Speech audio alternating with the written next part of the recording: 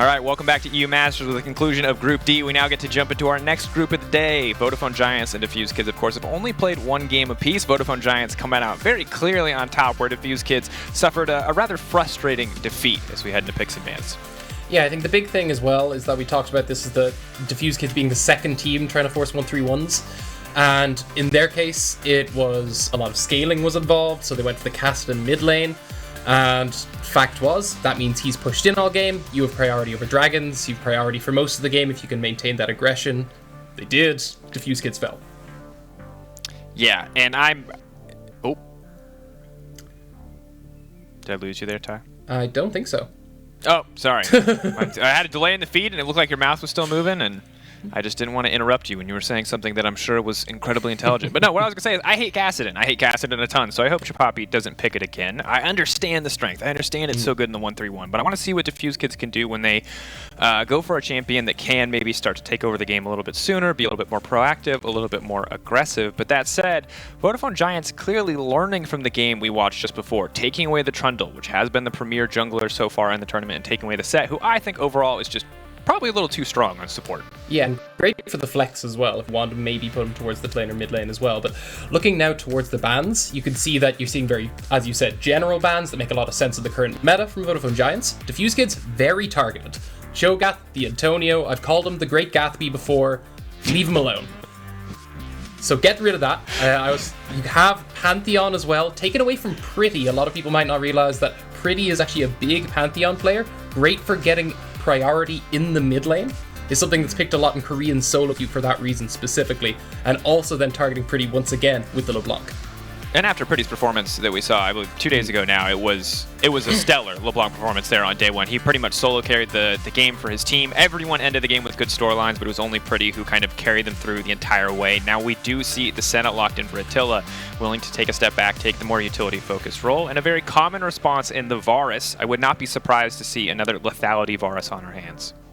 Yeah, I think that has been the standard, but now locking in some tanks against it might make you question that, and especially depending on what you go with the Senna, you may want to move away from the lethality and go for something that attack speed based, just to try to chunk through the health bar of whatever tank you tend to match with Senna. We've talked about the Maokai, we've seen the Galio, Trundle has been done once before, of course that's off the board. Be interested to see what kind of bot lane they end up going for. Tahm Kench, I suppose, being the most well-known of them.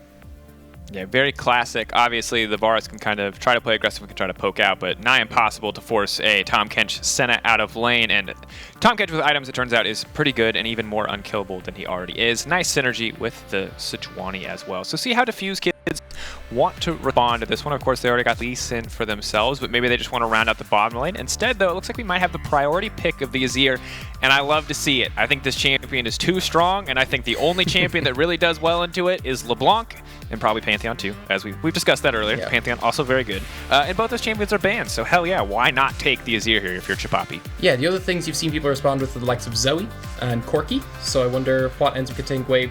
Pretty, not generally leaning towards those champions, has gone towards the likes of the Viktor before in other cases, so maybe that's what you end up on. I'd say Fuse Kids would probably be quite happy with that, would give them good priority in the mid lane, and considering the strength of their jungle, with that carry matchup, I would expect you're going to see a lot more priority being pushed with Defuse Kids. I like that Defuse Kids are banning away some of the melee AD style mid laners here that can synergize very well with Sejuani to play more aggressive in these early kind of skirmish styles. Do not want to let Pretty get rolling under any circumstances, so limit some of the synergy that he might be able to have with Lamabear. And the GP now taken away as well. The Zoe going to be taken away too, something that you talked about as being kind of one of the other premier options as a solid option into Azir. Yeah, I mean, just see what Pretty ends up going for here. A lot of things taken away. Nothing that can get priority against Azir really left up. I think the Corki is something that can kind of match it, but still finds himself probably pushed in a little bit early. We'll see, though, what the follow-up is here. You still have the support to be locked in for Defuse Kids. I expect that to be the first lock, and then you're going to get Alois locking last. Because, again, Alois really plays only split pushers. So Alois will always, if they're on red side, be the one picking last, because he wants to ensure he gets the counter up top. And I like that they're limiting some of the kind of safe blind picks for him so that he is even further forced into that position, and they want to see kind of the other half of the bot lane matchup. I sincerely hope it's not a Sona, and it looks like instead it will be the Karma, which we saw Nightmares play earlier. They did not have, or instead the Lulu, but they didn't have the best laning phase when we saw them take to the stage last time, so I'm hoping that we get to see more from Goose and Nightmares in this game than we did in the first time around. Especially when you're coming up against ex-LEC, Attila over there, and Erdote, another kind of dangerous support who we have seen threaten at the European Masters before, so strong bot lane coming out from Giants you want to be able to respond to. And this is... Yeah. Oh, it's so sad. Yeah. I'm so sad. I'm so sad. I said it was likely. That doesn't mean I wanted it. Draco's, just because I know what's going to happen doesn't mean I hope. The burden of a prophet, truly, is the burden of sight, the burden of knowledge. Tig, it's... God, I hate this matchup more than I hate Corgi, and that's fine. Like, this is a good choice. I'm nothing against Pretty for picking this. It's just his LeBlanc was so fantastic the first time we saw him around that I'm skeptical if he can have the same impact on a champion like Viktor. He could absolutely prove me wrong, and that's something that I would look forward to seeing is a more aggressive take on the Azir Viktor mid lane matchup with the Poppy now locked in as the final pick, a tank for the Antonio. No surprise, we now get a Mundo. Okay, I was saying a lot of Alois's classic split pushers are removed at the Poppy pick, which is why I like it from the Antonio, who traditionally goes for those tankier things, especially if you're picking blind. You generally want to go for something tanky. It's actually so genius though, Tig. They have no sustained damage on this team, and Mundo gets natural amounts of MR just straight up. The only AD threat is Senna. He will be unkillable if he gets 2 items. He's actually cannot die. You stack MR, and also on top of that, you get natural magic resist from your E to even further increase that. This is dangerous for Giants if they allow this to scale, on top of the fact that you've really good consistent damage in general coming out from Defuse Kids to respond. You have Azir, you have Varus.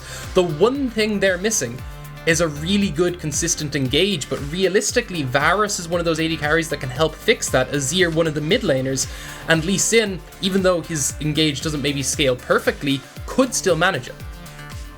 I am very excited to see what Defuse Kids can do with this draft. I have not seen a Mundo in a long time, but the theory is there, and I love when people get creative in picks and bans to find a champion that's going to be solid overall. So very, very hype draft.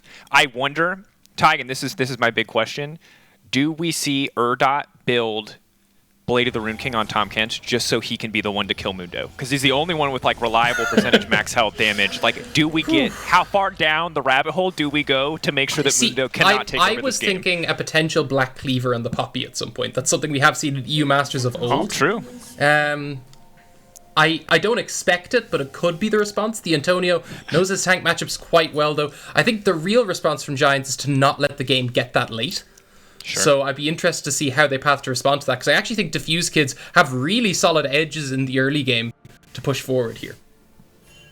The old world shout out to Mad in the mid lane, I guess, probably just because it says Mad, but whatever. Chapapi will take it. And now here we are setting up with very kind of defensive vision start, keeping our eyes on the junglers in the early game, because as you said, the Giants most likely not wanting to let that game get to a later stage, and Hadess is the Lee Sin, most likely trying to get the ball rolling as early as possible. Yeah, and I think with the position to do so, we talked about how great Azir is, we talked about how Viktor was kind of something Pretty was pushed onto. In fairness, had 4 bans thrown against that mid laner, you're always going to have yourself be pushed down slightly. You can see Alois gives them a little bit of a leash, might go for a Q that hits champion this time, does get it. There you go. Wanted to help out. So this matchup is so Mundo favored that he's like, I will give your jungler a little bit of benefit here. Help him out. See if Sejuani goes for a more aggressive gank. The thing I love about Sejuani is like the innate synergy of her E, the ability to stack permafrost with melee laners. Sad to see there's not a melee mid laner, but can understand why they'd go for the Viktor. Yeah, I think again, Pretty just being shoved right into the center of his champ pool there to pull out that Viktor. Not a whole lot of things can really match Azir. So you can see, I think the other lanes we want to talk about though, because we do expect Azir to be able to get the push there. The top lane, of course, should be Mundo favored. Bot lane will actually be a bit more interesting because you've gone for the Lulu here. So you should be looking to push. You have the ability to do so, and you have the poke as well as the Varus. Should mean with priority in all lanes and Lee Sin being able to play aggressive, I would expect Dragon Control to be over to Defuse Kids. I want to see how Giants deal with that, considering we said we don't want to see Mundo scale. Well, and additionally, we're in a situation where the first Drake is Infernal, and if we end up with a mountain or an ocean, as the final Drake, Mundo will actually legitimately be unkillable. There is stages of the game where you'll be lucky to get through the Mountain Dragon shield, let alone the rest of them. Yeah, which is it's a huge nightmare. Now, of course, we have to wait to see how long it's going to take for him to really get to that stage. Obviously, anyone getting a ball rolling early and getting some damage items before Mundo can get resistances can change the story of this game very, very quickly. But for now, good pressure from the bottom side. I like that we're finally seeing Defuse Kids win out in a lane where they pick double range. The Ezreal Karma was not super effective for them in their first game, and Hadess will be on or go top side, but is showing on the ward, and that's going to free Lamabear up to get a bit more aggressive and take the Scuttle Crab uncontested on the bottom side. Yeah, something we talk about a lot in other games is that top lane's going to get very little focus because the matchups tend to be so simplistic. They tend to be so hard to make anything happen in. When you have Alois on your team, when you have someone who wants to go for these very aggressive split pushers, it's much more likely that Hadess will try to throw his presence up there a little bit once or twice. The danger is you want to do that around the Dragon timer. So right now was a good time to do it. Does get spotted out by the Antonio, though, who, as the kind of tank aficionado he is known for, is able to play back. In fairness, like, the Antonio is thrown under a lot for just picking tanks. He plays a great Gangplank too, but going blind, you're obviously going to lock things like this. Gangplank is a tank. Like, people want to pretend that he's not, and I agree that at level 13 and once he has 2 items, he's not. But early game, he's a tank. He doesn't do anything. He doesn't win. And also, like, if you're playing into a tank, that is, Gangplank just feels like another tank. If you're playing into a fighter, it's obviously much more dynamic. It's much more intense. But I've seen enough people sit back and just farm with GP that I'm firmly in the camp that GP belongs in the wet noodle fight kind of section of top laners. I can understand where you're coming from, but if you locked that in up against Alois, who's very comfortable instantly locking Camille, that would have been a very rough one for you. Yes. Very different when it's, when it's not Poppy into GP or Ornn into GP. When it's Camille into GP, the stakes go up pretty significantly. Also, he is a Riven main, so could also bring that up against Gangplank, a very old counter from when Riven was a good champion. Yeah. And if you're wondering why she's not anymore, it's because all the people with really insane mechanics pushed the envelope so far that if you don't have flawless mechanics, she's actually Trey useless. Sad days. I mean, in fairness, itemization has also consistently gone against her. Death Stance getting extra resists instead of just being flat AD, meaning that you lose a lot of your aggressive plays. I mean, I flicked onto Alois' stream yesterday to get some nice quotes we could litter in as the game goes on. But yeah, he was still playing the Riven. You still see it in solo queue. It's just outside of solo queue. It's just so weak. Yeah, just not worth the investment, I think, to pick it in draft. And Riven won't show her face today, but we do see level 6 is getting closer and closer to top lane, potentially where Alois starts to take over this matchup a little bit more. You can see he's essentially unmovable, even if Poppy can win out in some of these early trades. And despite the early pressure that was going in the favor of Defuse Kids, Giants have found an opportunity. They force the reset and are instead going to be able to grab the Infernal Drake for themselves completely uncontested. Yeah, this is a good response from them. So we actually had Viktor kind of even up the wave somewhat, getting the Hex Core upgrade, throwing that on the laser straight away, meaning that as soon as he arrived back in lane, pushed that forward. And as you said, the reset at the same time, okay. Push back. Chapapi now running, but Hadess is here. He's just going to start kicking. Oh, no. Flash into the wall. No, that's not what you want. That was pretty bad. First blood going over to the side of Defuse Kids. Oh, dear. I think Defuse Kids very happy with that, though. Gonna pick up another Chapapi, who has historically been kind of the major carry for Defuse Kids as well, getting that kill. Big for the Benelux here, who have had some difficult runs in EU Masters of old. Have yet to make it out of groups, but Defuse Kids themselves, this is their third EU Masters. The only thing having changed over the course of that being the bot lane. So definitely looking to maybe for some redemption now, if they can find themselves a few more wins. And find themselves an enemy bot lane that maybe wants to interact a little bit more, because for now the Senna Tahm Kench is very much just healing up, just surviving that poke and contesting these waves a little bit. And I gotta say, really tragic for Purdy there. He fully committed to the play. He was absolutely smashing that trade, but he flipped the coin on whether or not the jungler was there, and it came up tails, and it's really going to cost him in this mid lane matchup. I mean, there's been an EU Masters that was Tarek Sona meta. There's worse cases of uninteractivity. Just barely, though. Honestly, Senna, whatever tank you want, it's fairly uninteractive, difficult to deal with. But I'm I'm so happy, Ty, that we're getting closer to level 6s, that Lee Sin's almost level 6, that Sejuani now has level 6, because we talked about top lane, we're like, oh, this is going to be super interactive, it's Mundo Poppy. Like, okay, we talk about mid lane, oh, it's not going to be super interactive, it's Azir Viktor. And then by the time we hit bot lane, we're out of interactive lanes. The laning phase is just, it's like a handshake farm to 15 minutes. We're like gearing up for PvP and WoW. Like, everyone needs to get stuff before they start the match, and finally it looks like Giants are ready to kick things off. Okay, this is a good move. They're all now moving up very aggressively towards this Rift Herald, having just picked up the Dragon as well. Defusekids seem to be on the back foot of this one, even though they have lanes that should be able to manage this. Very good moves from Giants to get themselves the early pressure here. Going to pick up both early objectives up against Lee Sin as Sejuani, and you haven't even had to interact with them yet. You're going to be happy with this. They're actually trading it for plates, and this is actually there's a debate to be had of the worth of Herald versus managing to get a few plates in avoiding the rotation. But I'm very interested to see how they continue this play, how quickly they accelerate with the plate, because otherwise it'll definitely become in favor of just flat getting the plates, because realistically all it does is guarantee you 3 plates. Well, so, here's the thing. Canceling that back on Mundo when they've already rotated their top lane to the bottom side of the map, and those plates are going to get harder and harder to take, especially the 4th and 5th one, nigh impossible without a significant chunk of time, means that Giants just consistently, despite being behind in gold at this exact moment, are coming out ahead in terms of map movement. See, now Hadess is here, though. We talked about this before, though. Tahm Kench, insanely difficult to make plays on in general. With Senna, it becomes near impossible. So it's just going to be Hadess holding the lane, pick himself up a little bit of farm. As you said, they're going to be late on the rotation because Mundo was held in that lane a little bit longer. And now we'll see Mundo finally be able to get a few more defensive items under his belt. Will make the Poppy matchup slowly but surely start to swing in his favor. Level 11 with the ult reduced cooldown, it even gets easier. But the Antonio has been holding his own for now, and another quick swap coming out. Giants consistently staying ahead, as you mentioned, and have to see if Giants want to fish for a play here, or if the Antonio is going to get caught out. That's a level 5 Lulu with almost no AP. Yeah, knocked to the wall. That's not very effective. This is not a fight that you win. You really maybe think it you're is winning eventually. This? Nope. Well, there you go. You got the flash. Yeah. I mean, flash for flash at the end of that. Maybe the Antonio's not the one you look to pick off, especially with that many numbers in the area, but you know what? You're Lee Sin, you're getting hypey, you're looking for plays. Hadess technically finds one, although it ends up relatively even. I respect the look, but not the target, of course. Still, though, they've zoned Poppy out of the top side of the map, which means we could begin the tower plate trade.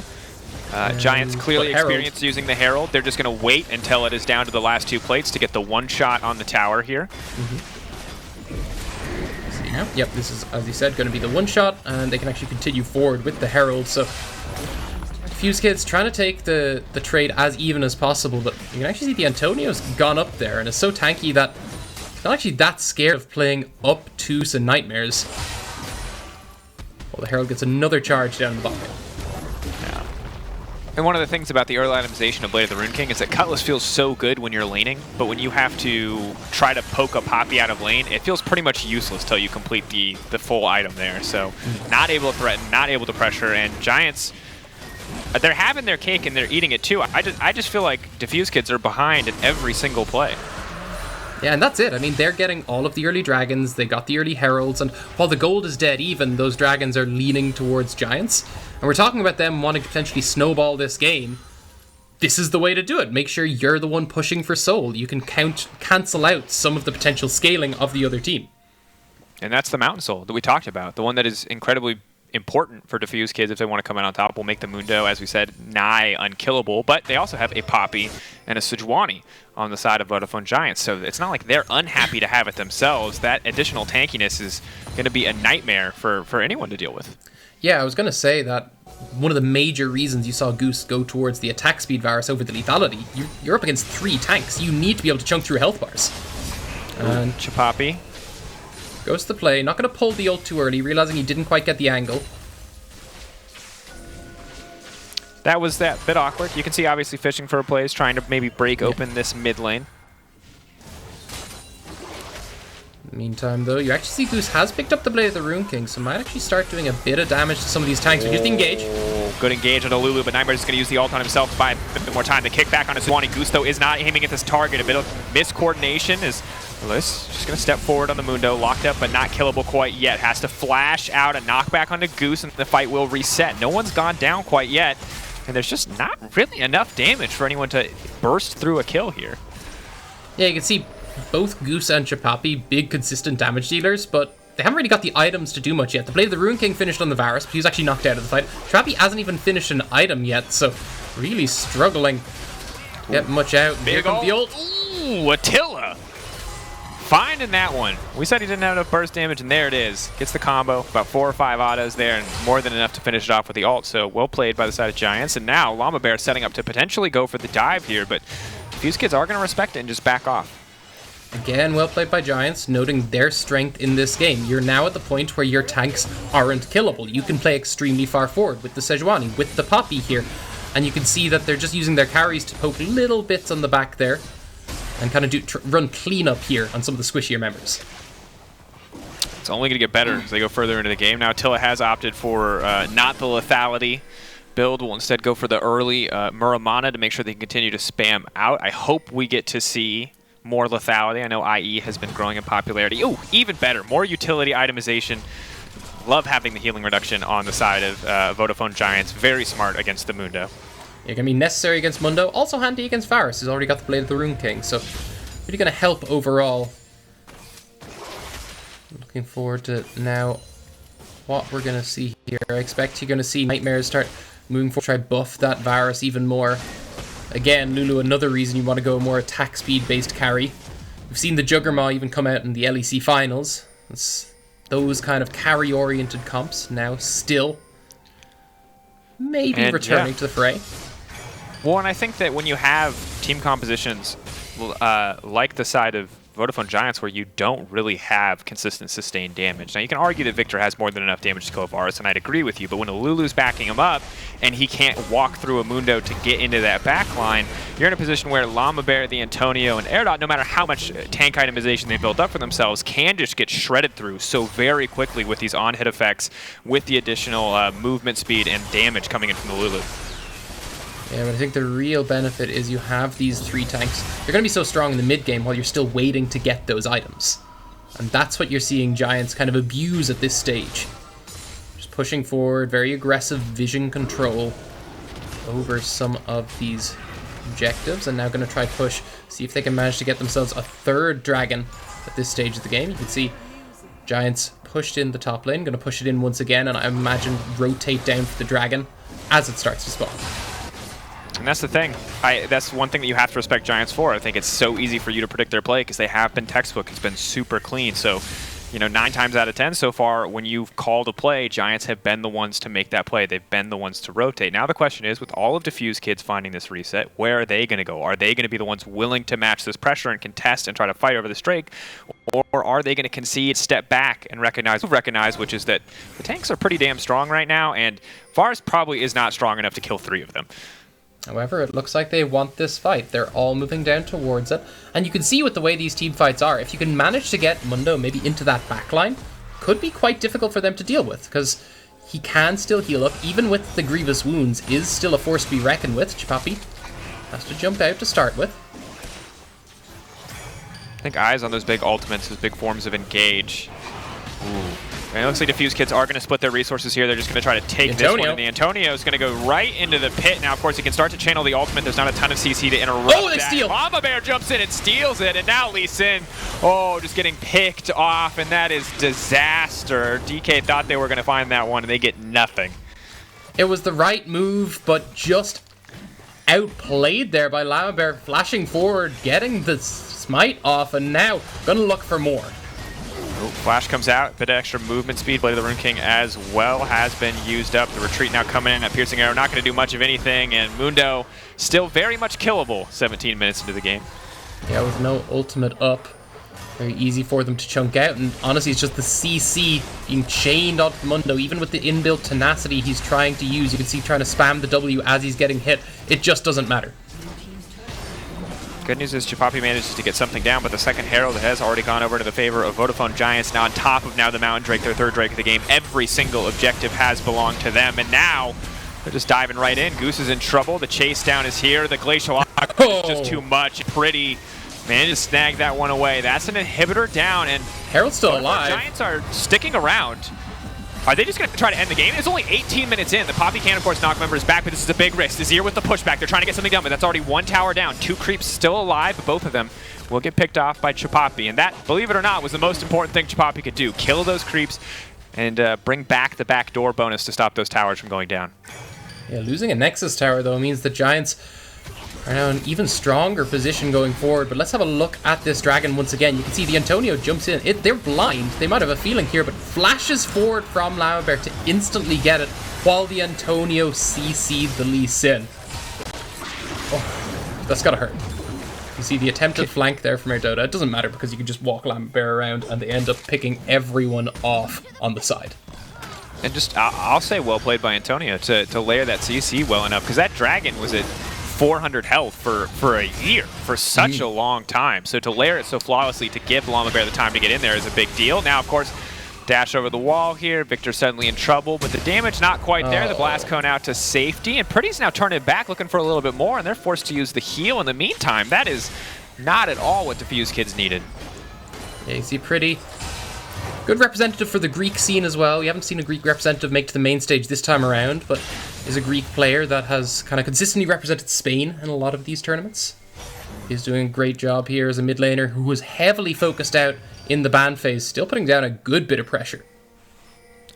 Absolutely. I feel like in their first game, he, as I've said before, was pretty much sole reason that they were managed to win out. And now, outside of that slightly tragic play in the mid lane, it's been nothing but flawless fight after flawless fight. So a good look for Greece, a good look for Spain to have this guy as a part of their league, and you know, potentially going to help the LVP move back up to the top. It's always kind of been this battle between, you know, France, between Poland back in the early days of EU Masters, and now and recently Germany.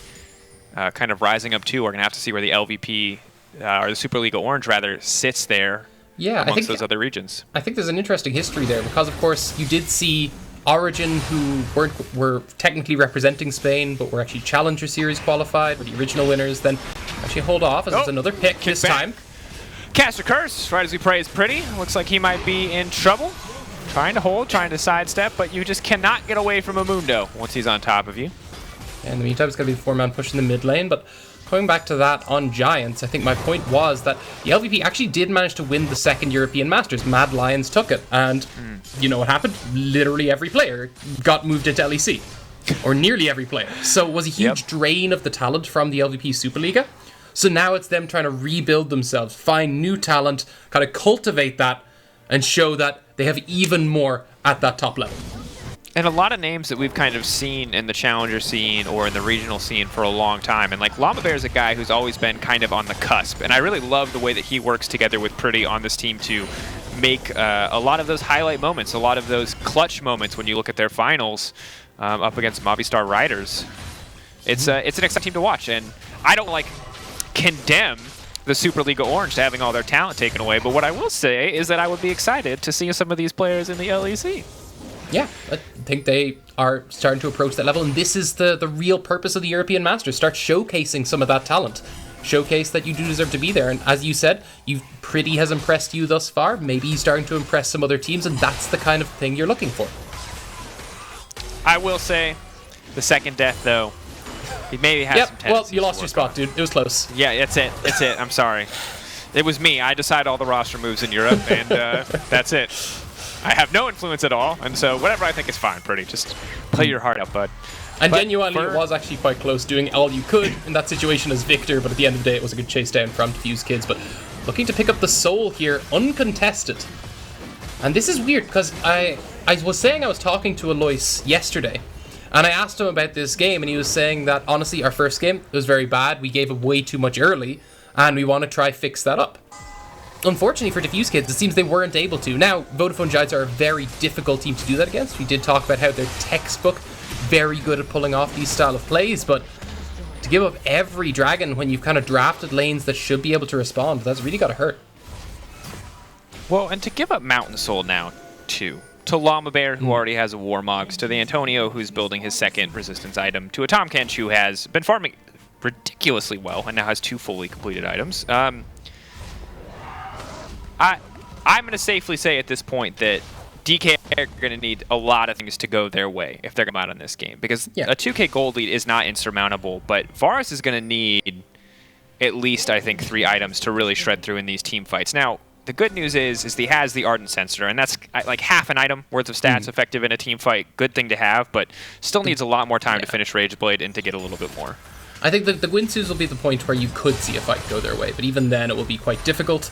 As you said, we'll need a lot of time to just be freely autoing Giants, and they do not seem to be giving any over.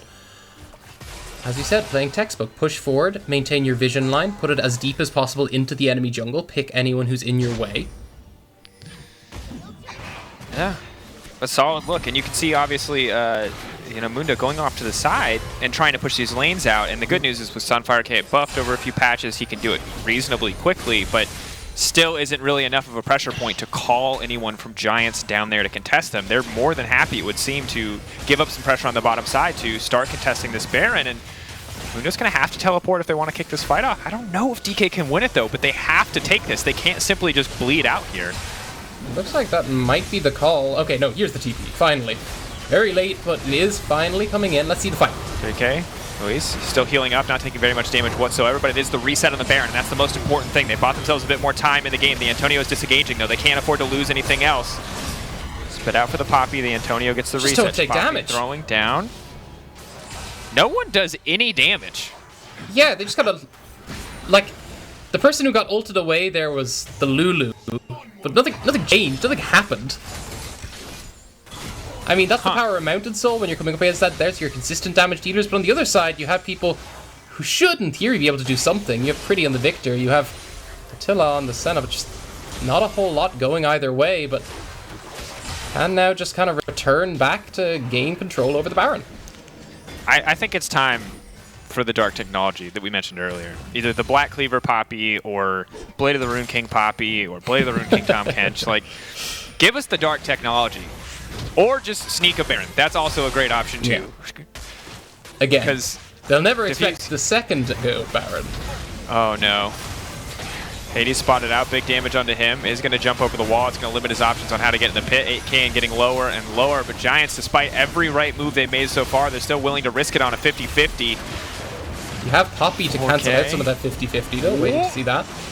Lamabear coming over. Flash knocked back into the wall. They're trying to finish it off. Hadess going into the pit. Hadess, yes! Hadess! The Baron still to keep his team in the game, and now Goose is on the chase. That's going to be one more kill fired back, and just like that, Defuse Kids are in the game. Giants risk it all on the 50-50. They think they have the execution, but it turns against them, and Hadess comes up clutch. And the most hilarious thing about this is the gold is actually dead even at this point. You get the Baron, but look at this again. I was saying, look, you have the Antonio. He's the one who should be cancelling it out. So he goes over. He goes, you're right. That's exactly what I should do, Tig. Good call. Jumps in, but you get the Lulu ult. You get him jumping across, flashes in, kicks through the Baron, so you have the Sejuani CC'd as you land that. Beautifully played. And now we're hit to the point where we have against use an extra 2 daggers on the Varus, on top of the additional buff of the Ardent Sensor. You've got an Ardent Sensor for the Azir too. This is...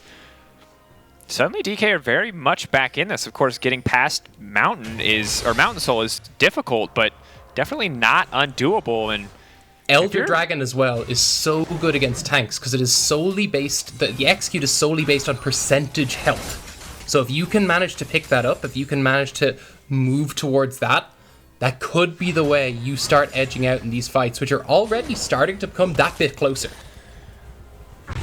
We're getting closer and closer now to looks like the full Thorn Mail coming in from Mundo. So healing reduction on top of that, which is going to be big for any of the kind of subtle healing over time we get from the more tanky members of Vodafone Giants.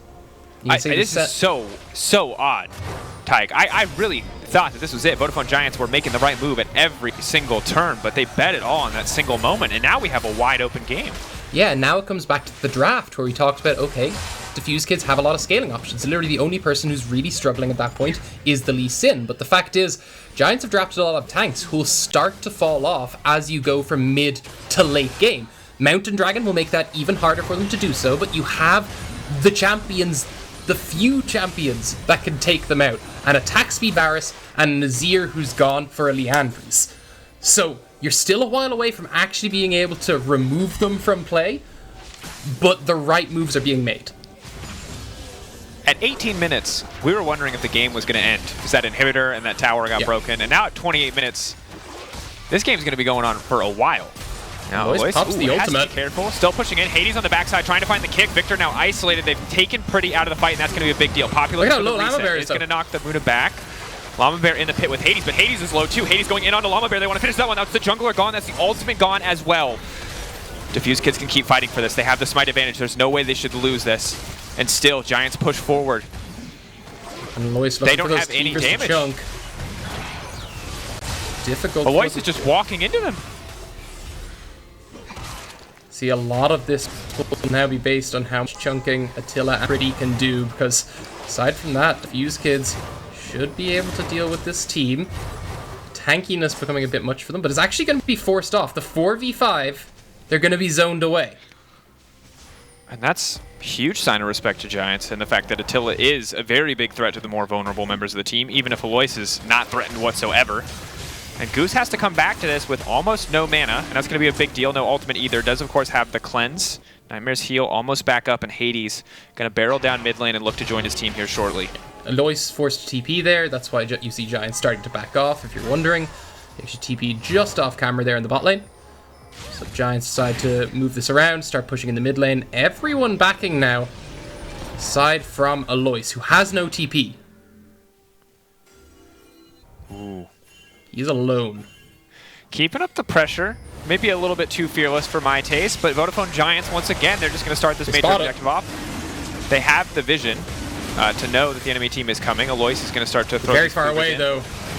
4K getting lower and lower, just wants to try and move in and steal this. Can he do it one more time? Poppy knocks him out of the pit this time, and now they will get the Elder. That's going to be a big deal. Alois has to run for the hills. The ulti will not connect, but they start to chase down the Black Mist, trying to ferry them into enemy lines, but it will not work out. The Cleaver going to slow them in their tracks, and that's Elder Dragon for Vodafone Giants. Yeah, you could see this time, as you said, the Poppy going to be able to push the Lee Sin away, but also the entirety of Defuse Kids being forced to back there was the real failure, handing over that Elder Dragon.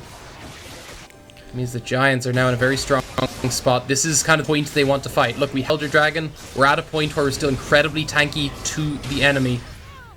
We need to find that fight. We need to start looking to close this one out before they just become harder and harder to deal with. And of course, now having the Helm coming in for Poppy as well, going to mitigate a lot of the damage that Chapapi and Goose can deal with those on-hit effects, as well as the Ardent damage, make it that much harder to actually take the Poppy out in any coming fights. And Attila is still ramping up, still getting scarier and scarier. That burst will help him take down the carries as we move later and later in the game. And Viktor is a scaling nightmare. There's a reason he's always picked into his ear, and it's because his late game team fighting is nigh unstoppable when it comes to one-shotting carries. And that's your issue as well. You are fairly squishy on the side of Defuse Kids, so even if you do get to the point where, okay, we can chunk through their tanks, you still, as you said, run that danger of being chunked out yourselves. It's not a free win at that point. It's just, you need something to start going your way. Antonio. Oh, kick back, burned early. They're done on the way in. Everyone's retreating now, though, and they're running out of cooldowns to keep themselves safe, so they're going to have to choose where they turn to fight. Ooh, this pinch is not good for them, however. The knockup means Hadess is going to be in trouble. Lamabear going to get the execution there.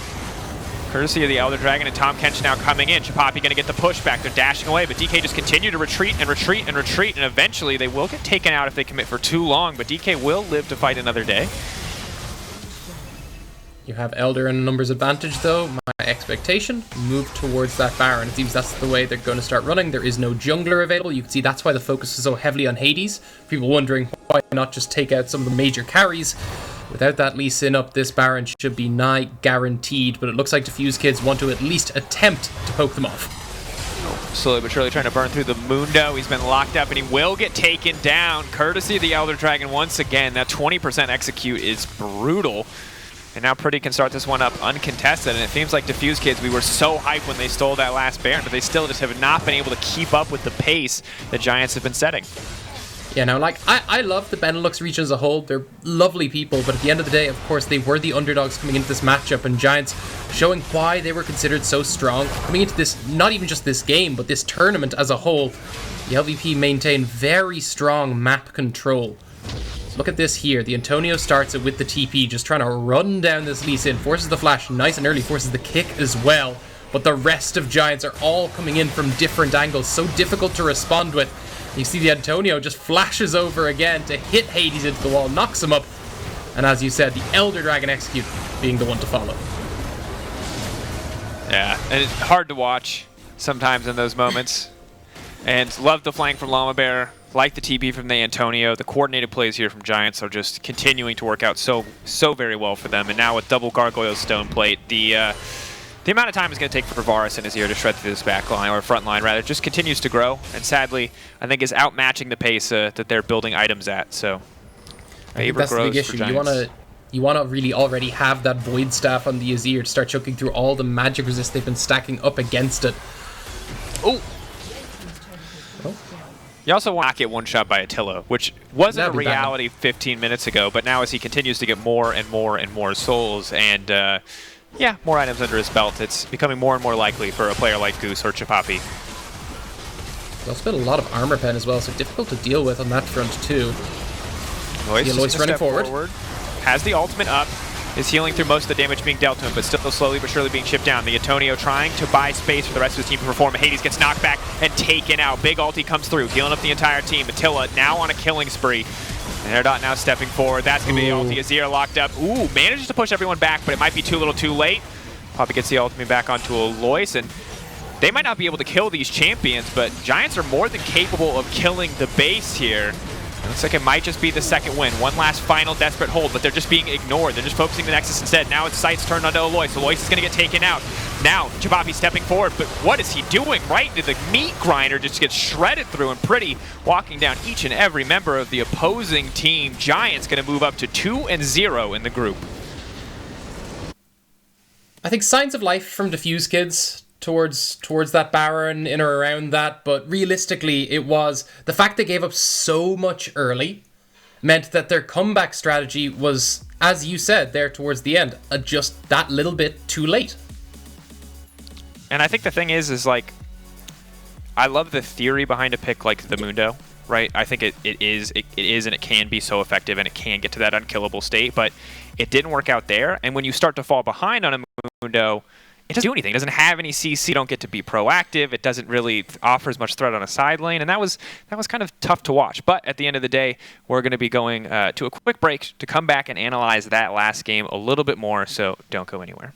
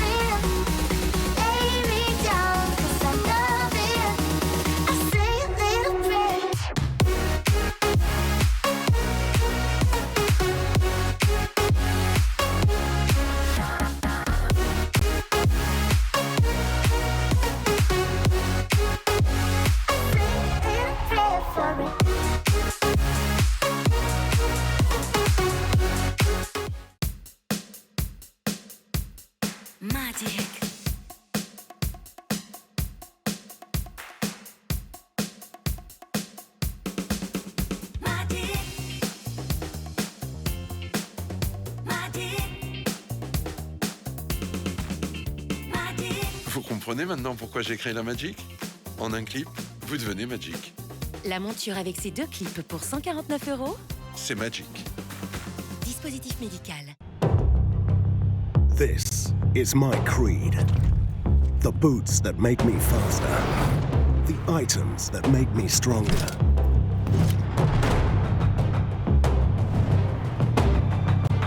The potions that I drink. I get the best to be more powerful, so my champion rises to the top.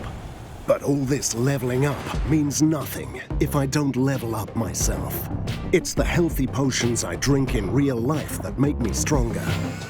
Because you can only rule the game when you realize you are your most important champion.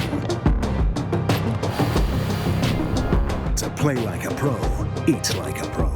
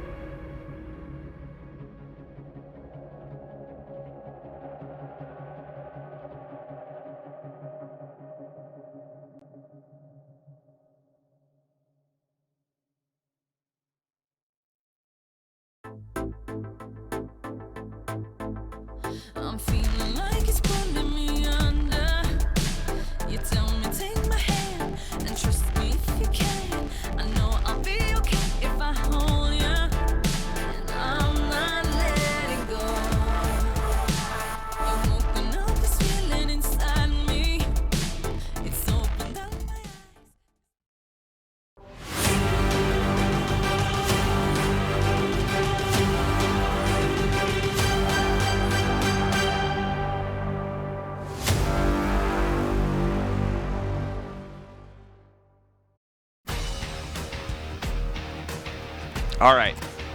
We saw it.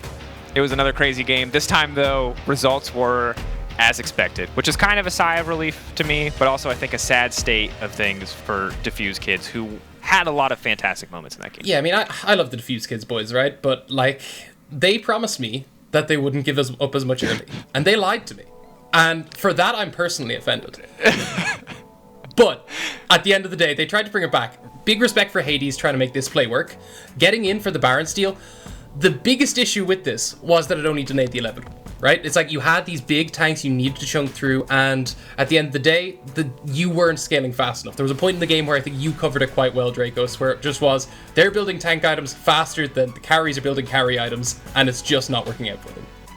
Yeah, it's not. And I think the thing to expand on, too, is that Alois, while I like the Mundo, once again, like, if Poppy had fallen behind, she still got a ton of CC, a ton of tools to mitigate what the enemy 2-aimer are doing. But when Mundo is ahead of the clock, you can see Alois in these fights. Like, yeah, he's unkillable, but he's also not doing damage. He's not really a threat, and he's mostly being ignored by the carries of Giants.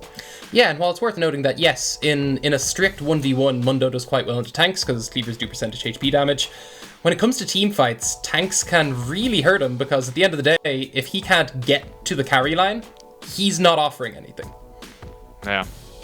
Yeah, it was a bit hard to watch there in the final moments, but a well-earned win from Vodafone Giants. Of course, we'll get to see the other matchup in this group, LDLC versus Rogue, coming up after the break. But overall, I'm excited to see how this group continues to develop, because while Defuse Kids have gotten off on the wrong foot, I think it was a similar story for LDLC, and I want to see if they can bounce back from that very difficult loss to Giants and kind of show us more up against Rogue. Yeah, and I'm really interested to see, especially as we continue forward, how the double round robin starts to affect these groups, because we did see that in previous tournaments where the single round robin meant that one upset carried you through. This time with the double round robin, we might see more of the expectations being followed through with. Yeah. Well, that's going to do it for myself and Celtic Tiger as we head to a quick break. When we return, Quick Shot will be on the desk, joined by his favorite color caster. I don't know who it is. I forgot to check. But it's Quick Shot and friends coming back on the desk. It's Ender. I love that guy, too. Sure. Anyway, we're going to go to a quick break and come back for Game 4 of the day.